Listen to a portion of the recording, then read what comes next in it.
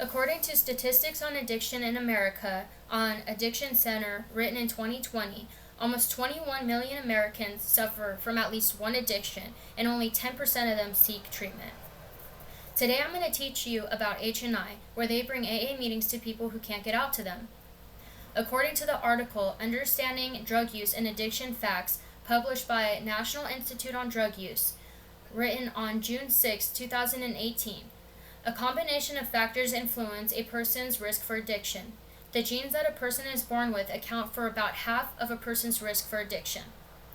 Most people have either suffered from this horrible disease or they know somebody who has. So today I hope to share this information with you and give you some life-changing and life-saving information that you can pass along to somebody else or you can use for yourself.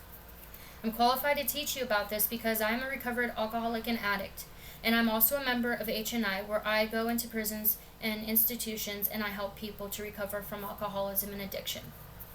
I hope today that you hear something that can truly help save your life or somebody you know.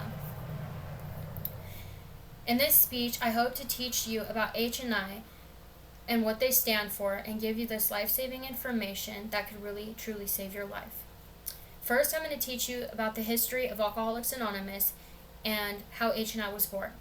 Second, I'm going to tell you what H&I stands for and what they do, before finally giving you information on how to join H&I and information on how to get help. First, let me tell you about the history of Alcoholics Anonymous and how H&I came about. In 1934, Bill W., who was an alcoholic, had found a solution.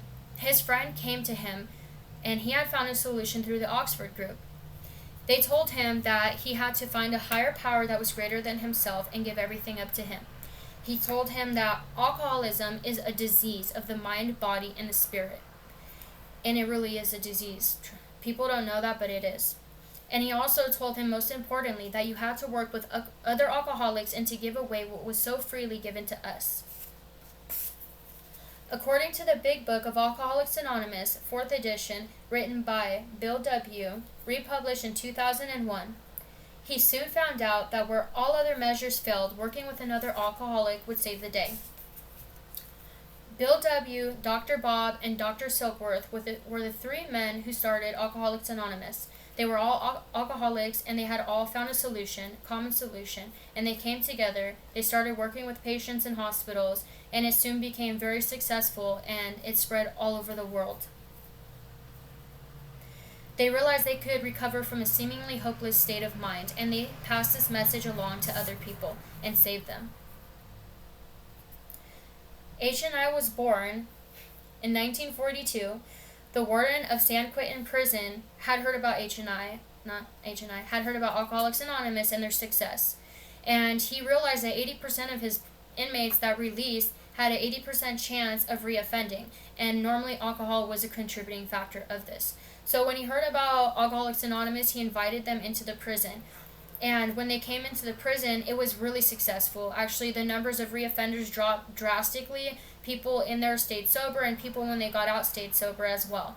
And so he transferred one of his inmates to Folsom Prison to pass this message of recovery along. And sure enough, they had major success. So one day there was a meeting scheduled in the prison, and two different groups of AA showed up there. And the guard said, "Hey, check it out, dude.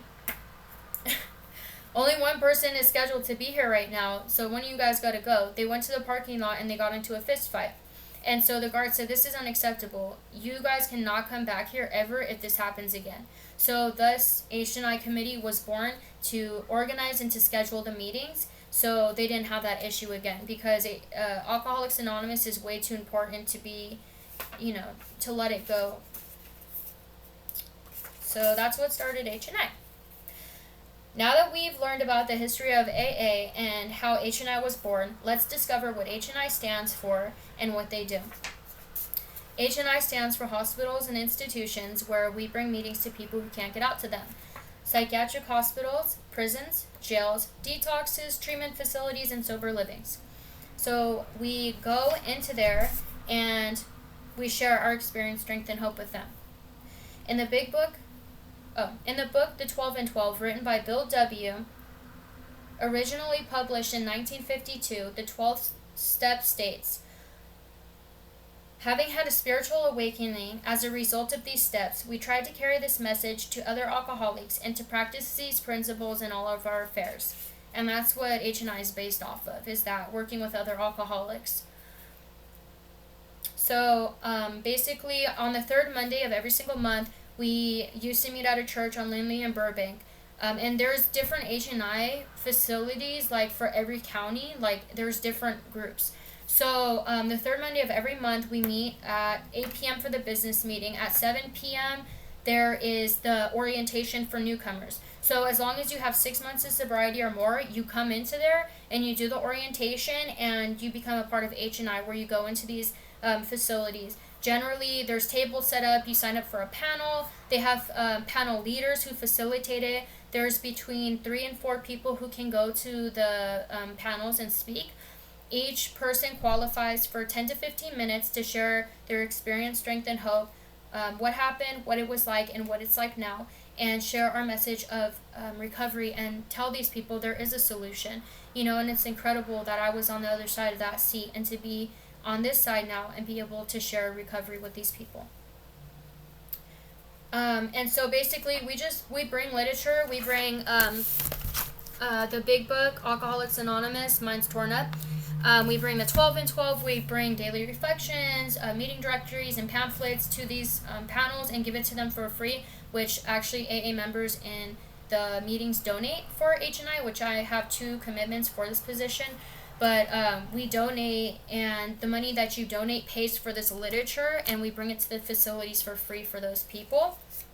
And it's really amazing. It's a great way to stay sober. It's a great way to give back, and it's a great way to help other people to stay sober. So, now that you know what H&I stands for and what they do, let's gather crucial information on how to join H&I and how to get help if you or somebody you know needs it. Okay, so the requirements for H&I to join, as I said, you have to have at least 6 months of sobriety or more. And according to Todd Grossman on SFV H&I, written in 2020, while no one person speaks for Alcoholics Anonymous as a whole, how we look and talk may be the only example of AA that those people see. So this is why it's extremely important. Like, in AA meetings, it's different. It's a lot more loose. But in H&I, when we speak on a panel, you're not allowed to cuss and use foul language. You have to dress very well and be well groomed. Because if you are going in there, like, acting a fool and, like, just whatever, that could it could unattract somebody from the program. And we want to be a program of attraction, as it states in the book. So now, obviously, because of COVID, these meetings are held on Zoom. They used to be held, like, every single week. In these different facilities, but now on Thursday nights on Zoom, all the facilities that are participating go on the Zoom and they all watch it. Currently, they can see us, but we can't see them, but that may change. So I want to give you the information for the orientation if you want to join H&I for Zoom. So for the Zoom meeting, 7 p.m. on the third Monday of the month, if you enter in the Zoom meeting ID 949-179-88264 and you enter the password 926814, that's for the orientation, third Monday of the month, 7 p.m. if you'd like to join. Okay. If you or somebody else you know has a problem, there are many resources out there, like a lot.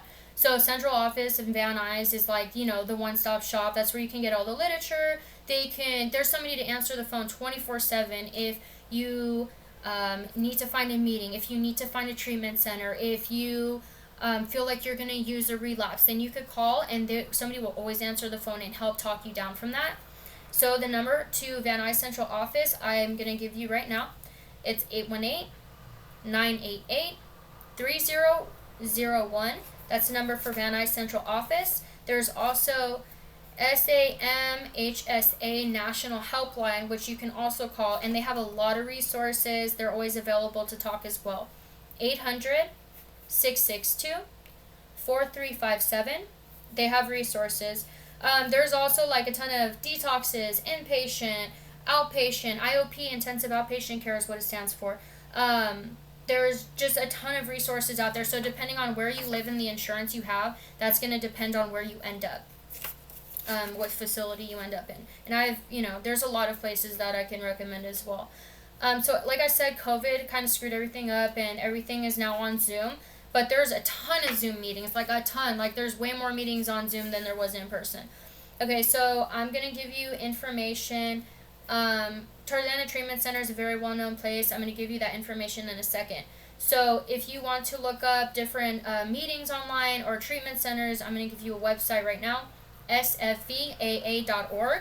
You can look on that. And also an online AA meeting directory would also be aa.org or aaventuracounty.org to find AA meetings online and other very useful information to help you or somebody else you know that's struggling with addiction or alcoholism. So the information for Tarzana Treatment Center, there's several ones, but the one in Reseda, or Tarzana, on Oxnard and Reseda, the address for that place is 18646 West Oxnard Street, Tarzana, California, 91356. The phone number for there is 818-996-1051.